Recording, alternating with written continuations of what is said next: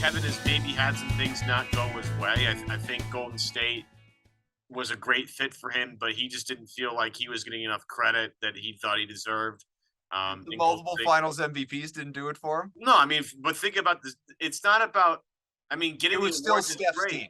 But people just don't want to give Kevin enough credit for that. They still want to make it all about Steph and Clay and Draymond. And Kevin is there, and Kevin won Finals MVP, but it doesn't feel like it carries the same weight as the other guys. So he goes to Brooklyn, and then things blow up because James Harden doesn't want to stick it out, and Kyrie's too busy doing other stuff. So I think we're being a little too harsh on Kevin in terms of how much can we trust the guy. Okay, he stuck it out in Oklahoma City for quite a long time until he just couldn't do it anymore. I mean, I think he gave Oklahoma City as much as he possibly could until it was like, this obviously isn't going to work. They traded James away. They realized at that point that there was no way they were going to contend with Golden State with the firepower that they had.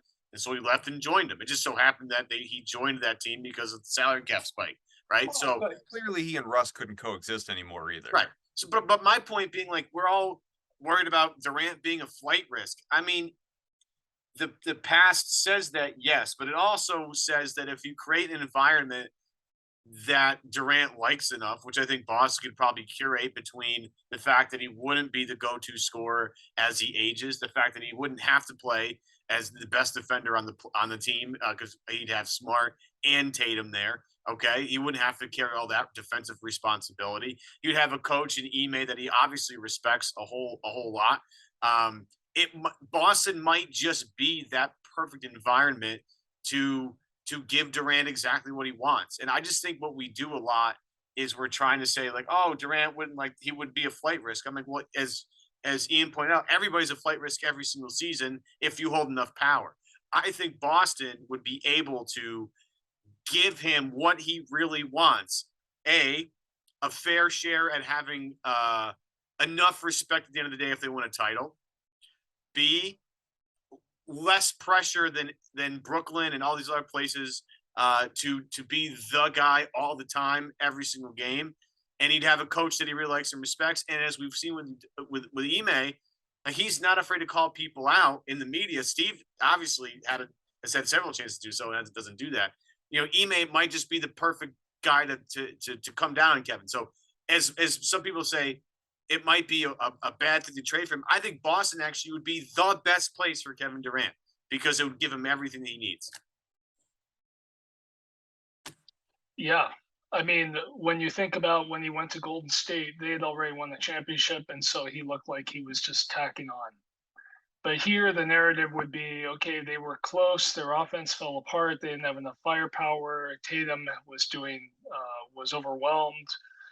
And the old hand came in and showed them the way.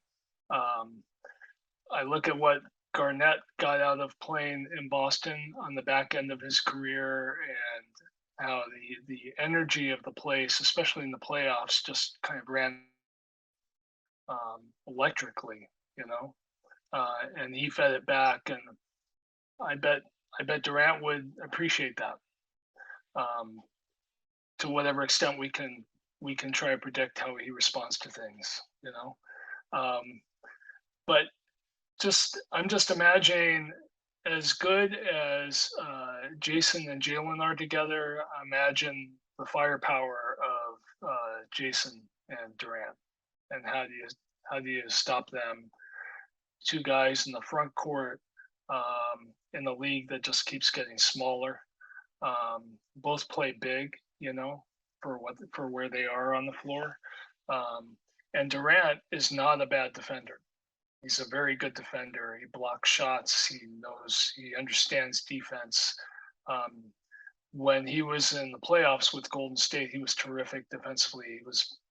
He and Draymond were arguably their two best defenders. So, and he passes. So this idea of running the offense entirely through Jason, the way they were doing in the key stretches of the playoffs, well, now it would be a two-headed deal, and you wouldn't worry about all of the senseless turnovers, controlling the ball the way you had in the last playoffs. So look, I'm not saying this is a no-brainer to make the trade for him. I just think in the here and now, I have no problem imagining all the energy there would be in Boston if Kevin Durant was on the Celtics and they didn't have to give up a ton for him.